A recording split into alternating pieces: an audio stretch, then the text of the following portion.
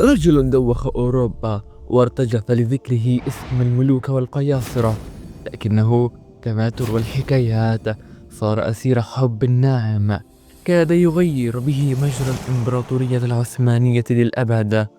فمن هي الامرأة التي قيل إنها هزت عرش السلطان؟ إنها روكسلانا، أو كما سماها المسلمون هورم. هورم سلطان، جارية أسيرة تحولت إلى زوجة السلطان سليمان القانوني، ثم إلى سيدة القصر، بل سيدة الدولة. لكن لحظة، قبل أن نبدأ في حكاية عثمانية تأتيكم على قصة وحكاية، تابعونا.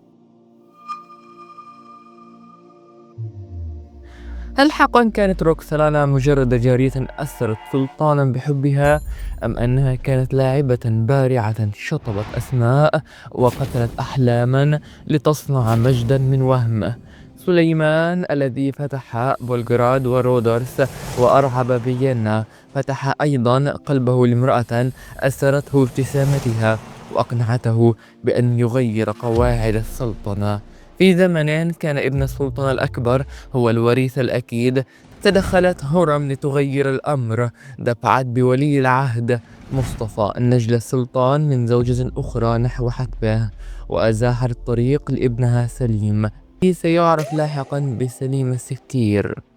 تصوروا، سلطان كان يقود الجيش بنفسه أنجب سلطانا لا يقود إلا كأس الخمر.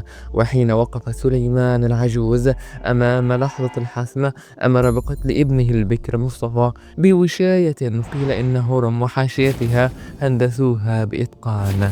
مصطفى الذي أحبه الجيش وأملت عليه الأمة سقط شنقا بين خيمة السلطان، قصة لو سمعها أهل الحكايات لبكوا السلطان وبكوا الزمان. لكن هل كان حقا سليمان مخدوعا، أم كان يرى بعين السلطان لا بعين الأب؟ مؤرخون يرون أن سليمان كان حاكما عاقلا يغلب بقاء الدولة على عاطفة الأبوة، وأن المؤامرة أو إن حيكت فقد كانت شكوك السلطان تغذيها. ليس ذلك فقط، هرم لم تكتفي بالتأثير على السلطان في شؤون الورثة فقط، بل تدخلت في السياسة الخارجية وراسلت الملوك والسفراء، وحتى قيل أنها دفعت إلى عقد صلح تاريخي مع النمسا. جارية كانت تلهو في السوق أصبحت صوتا يهمس في أذن أقوى رجال الأرض. هكذا كانت الدولة العثمانية آنذاك، عرش قوي ورجال أشداء. لكن خلف كل سلطان قد تكون هناك يد خفية تدفع الرياح حيث تشاء دون أن يراها إلا الحكماء. فهل كانت هورم سلطانة شيطانة بثوب ملاك، أم كانت عاشقة مخلصة حلمت فقط بمستقبل أولادها؟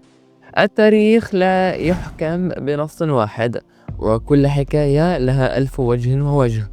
ابقوا معنا، التاريخ لم يكشف أوراقه بعد، وتابعونا فيما هو قادم من حكايات عثمانية تأتيكم على قصة وحكاية.